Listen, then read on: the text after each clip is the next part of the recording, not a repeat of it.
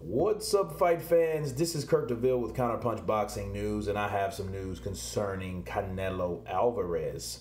Canelo Alvarez has reported to offer Kovalev, Sergey, more money. And the funny thing about it is, the first deal was, I think, was about $5 million, which was half the amount of money that Andre received. And Kovalev is being, the 175 champ, the new and improved, the resurfaced, reproclaimed champ at 175, and he offered him $5 million. Now he's going back. We don't know what that offer was, pray tell, but it is more than 5. So I'm imagining maybe 7, and it does show something, though. It shows the interest of what Canelo wants to do, because I don't really think Canelo wants another Golovkin fight. Honestly, I don't want to see another Golovkin fight. You guys know how I feel about Golovkin and Canelo. I think 2 fights is enough for me. You know what I mean? Golovkin hasn't done anything worthy of fighting again. Yes, it was a tough fight. A lot of people thought he won that fight. I thought he won both fights. But I knew the second fight could have went either way. Let's just be real. The first fight, no.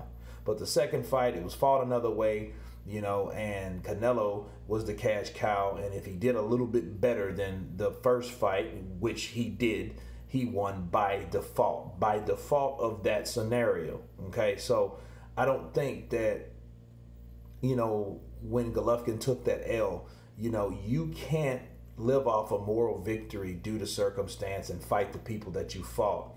You have to do something else with your career. You can't base your whole fucking career on Canelo Alvarez, and it seems like that's what he's doing.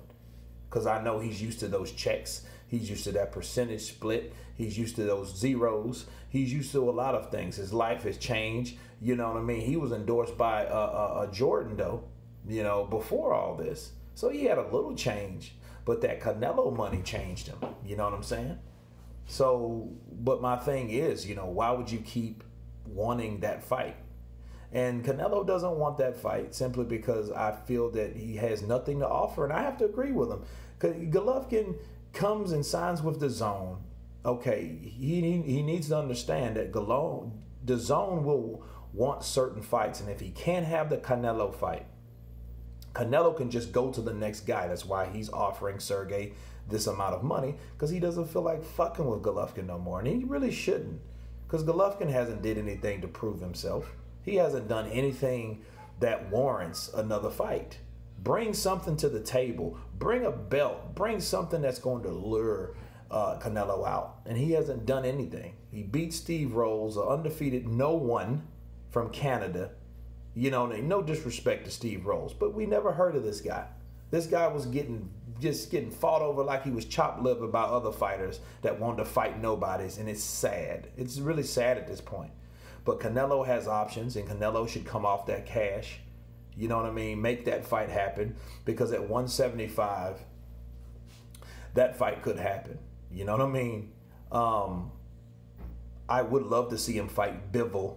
You know what I mean? Because even Kovalev, it sounds good on paper if this would have been 3 years ago. You'd be like, ooh, what the hell is Canelo doing? But really, Kovalev has showed that he's vulnerable. Let's just be real. And I'm tired of people choosing the weakest link. You know what I mean? That's just like, look at what he did at 168. You fought Rocky Fielding. That was the weakest of any of those champions. When you fight Callum Smith, fight the most dangerous fighter. Don't fight the weakest fighter. I get it because he just got to that division, but now he's repeating the same shit.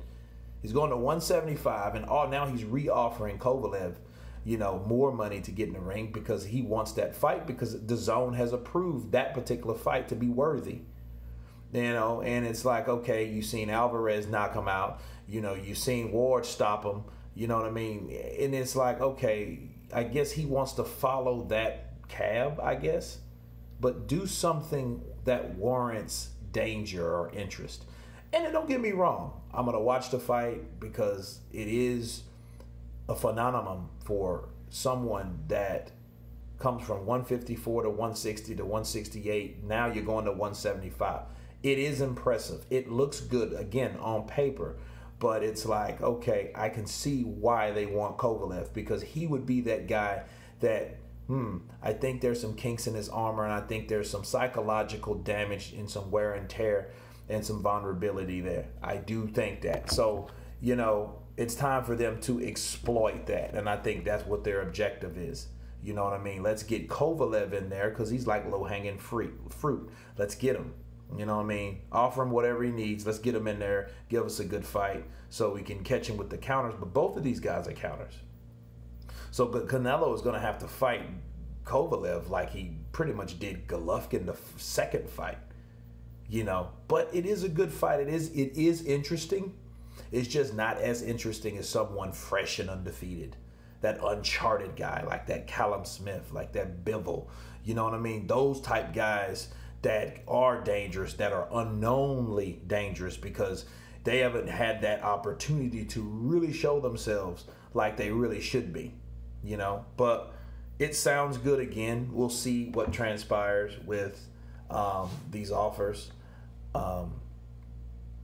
I know DAZN is putting the heat on wanting demand for those fights. I mean, they gave this guy a lot of money, so yeah, he should want to deliver. You know what I mean? But anyway, you guys tell me what you think about Canelo Alvarez re-offering Kovalev more money to fight in a 175-pound division. Of course, please subscribe. And you guys been Counterpunch. Peace.